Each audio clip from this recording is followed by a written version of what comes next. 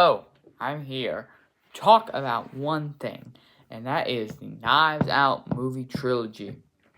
I believe I said in my last video where I was talking about Knives Out, and I think every movie is amazing. So let's see if it truly makes a perfect trilogy. And to do this, I'm just gonna go over every single film in it. Very simple. Just gonna go through every single film. Now, this one is hard to call a perfect trilogy, and like how you normally rate a trilogy is how they flow together, how they do everything. Like Star Wars, it works really well, and how it goes all together, right?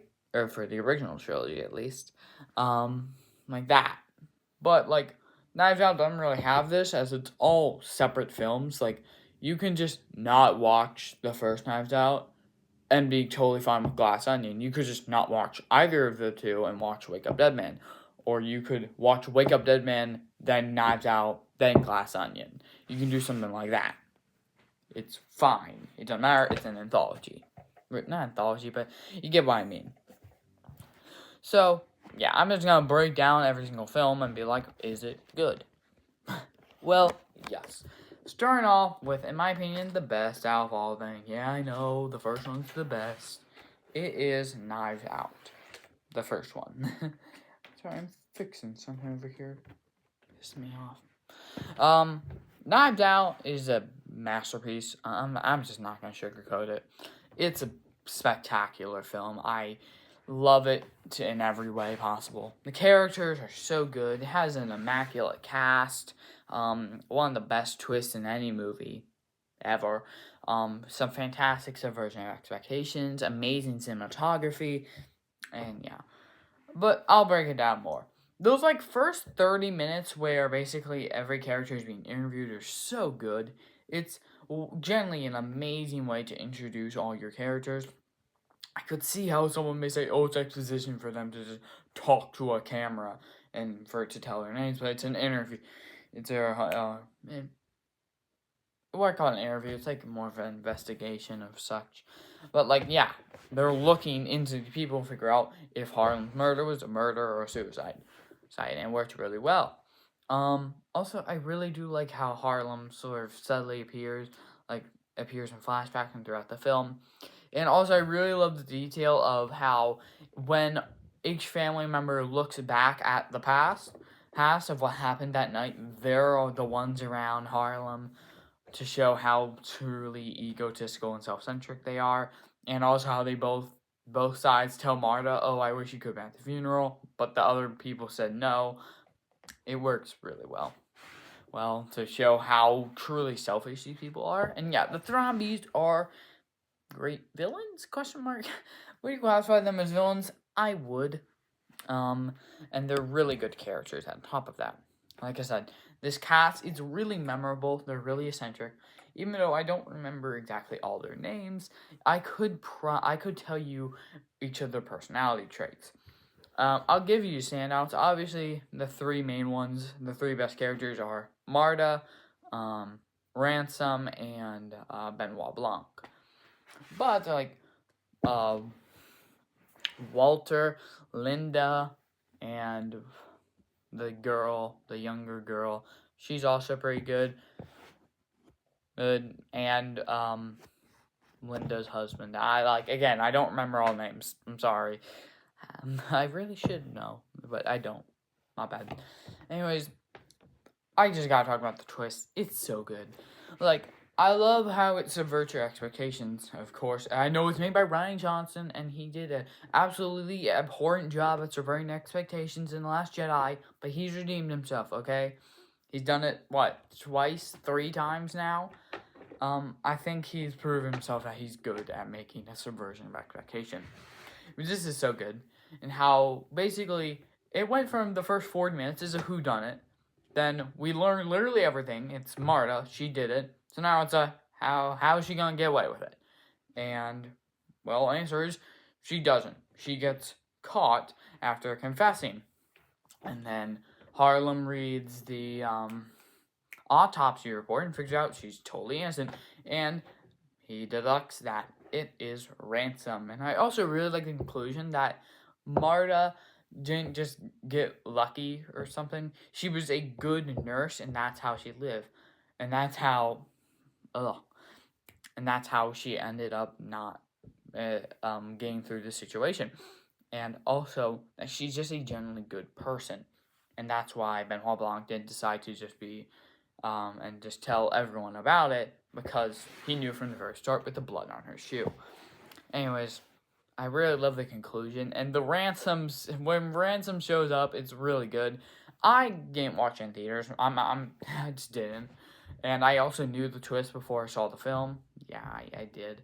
But I can totally understand that this came out, I think, right after Endgame, where for the past 11 years, or not 11, like 10 years or so, Chris Evans had been Captain America for I was about to say 10 years, a whole decade he'd been Captain America, and it's like Captain America wouldn't be the murderer.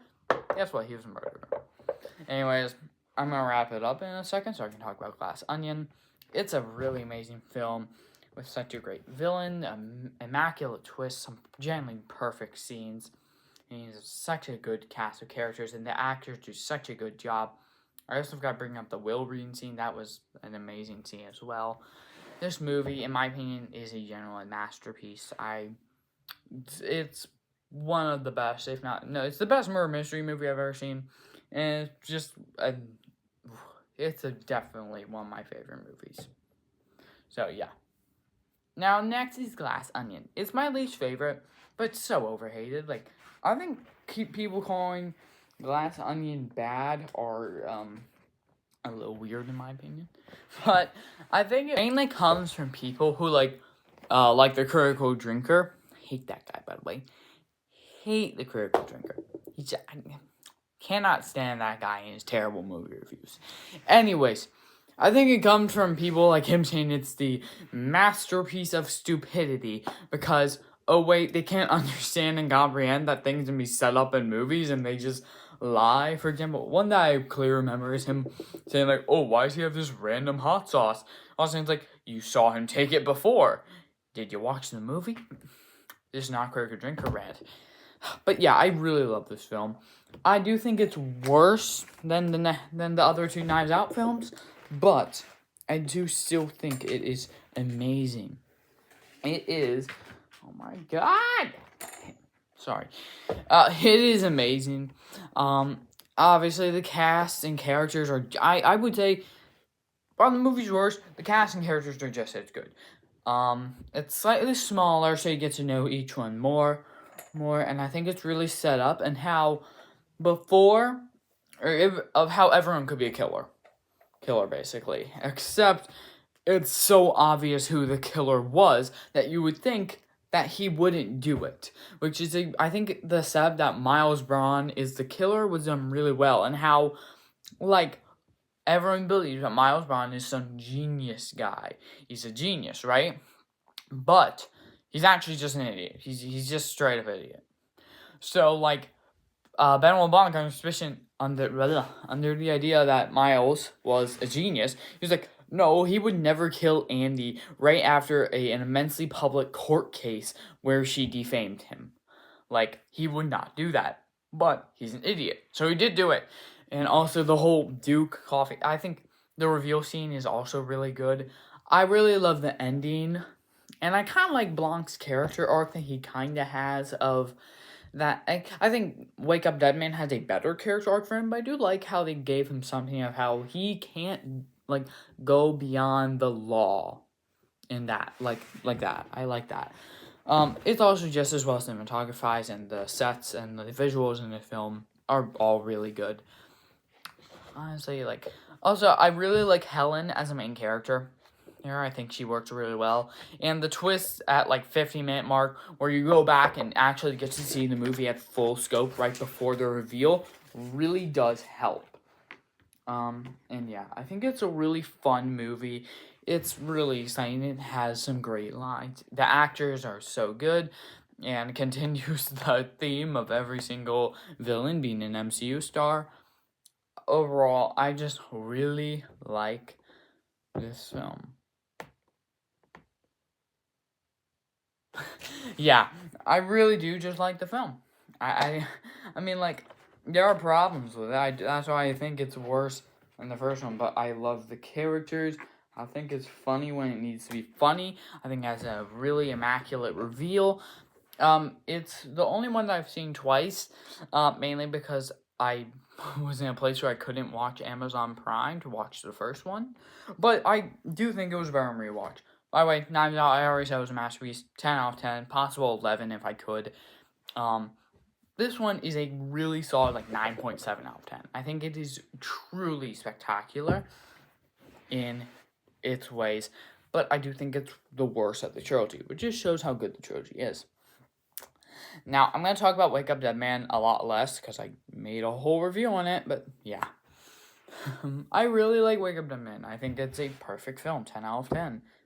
I mean, obviously it's not perfect. It has flaws. Like, for example, while I was first watching the middle, now I'm fine with the middle because the reveal sequence was amazing. Like, no matter what, these films always get perfect reveal scenes. I don't think any of them are misses. I think all of them are probably the best scene in the movie. Although, of course it is. It's when everything comes together. Of course it's gonna be the best scene in the movie. But anyways. Oh, Benoit Blanc's best in this movie. He's progressively gotten better in each movie. Even now, he's just at his peak. Our main character, Jude, I think he's just as good as Helen and Martha. I think he is probably just maybe just a bit more complex, and I really like that about him. I like how he is forward facing. He is there. Helen and Marta were basically revealed like 50 minutes into the film to be the main character. Nope, that was not the case with Jude. He started the movie, he ended the movie, he's the main character. Also, I really do like the twist of that it was Martha. Yeah, it was when I say Martha, I'm thinking of Marta because they're anyways. Yeah, it was Marta and Nat, and I really love how Benoit Blanc actually just let her confess her sins by herself, and I think it really worked well. The twist was really good. The whole Eve's apple thing was cool. And how I really love this movie and how it uses religion. It shows the good, the bad, and it shows why some people would think of going to religion, why it's good. For example, the scene with Lois and how he consulted her and her mother and stuff. But also shows how Wick manipulates people using their beliefs to basically make him like a deity prophet. I don't exactly know, but in making this myth in order to take the diamond. Because yeah, I think it works really well. Overall, 9 out. So my range would be 10, but better. Better than 10 out of 10. 9.7, 10 out of 10. I do think the first one is the best, and if they make I think Ryan Johnson said he'll make a Knives Out 4. Hopefully it's better than number 1, because then I'll be really happy. Let's answer the question. Is Knives Out a perfect trilogy? That I say yes. Hey, if I go by sheer quality, yeah, it's a perfect trilogy. Well, technically it's like a 9, I'd get like a 9.9, I'd get like a 9.95 or something like that in rating. It's like, wait, actually let me think now. Yeah, I get 29 divided by 3, which would make like 98.666666, like, or 9.86. Like, that's what I would get. Like, that is immaculate. Like, even in trilogies that that I feel like you'd consider perfect, don't have that good range, except maybe the Lord of the Rings could just be all 10, 10, 10, 10, 10. But this film, I think, by sheer quality of each film, which is basically what I'm judging it on, yeah, it's a perfect trilogy. I mean, like, and I think Benoit Blanc is a good connecting character and how he actually grows and develops throughout each one. I think it really works. And the cast, the characters, the amazing cinematography, which it maybe actually peaked in Wake Up Dead Man. But yeah, overall, if you haven't seen any of these films, go watch all of them. They're all amazing. They will not waste your time. Please, I trust you. watch the film. Anyways, bye.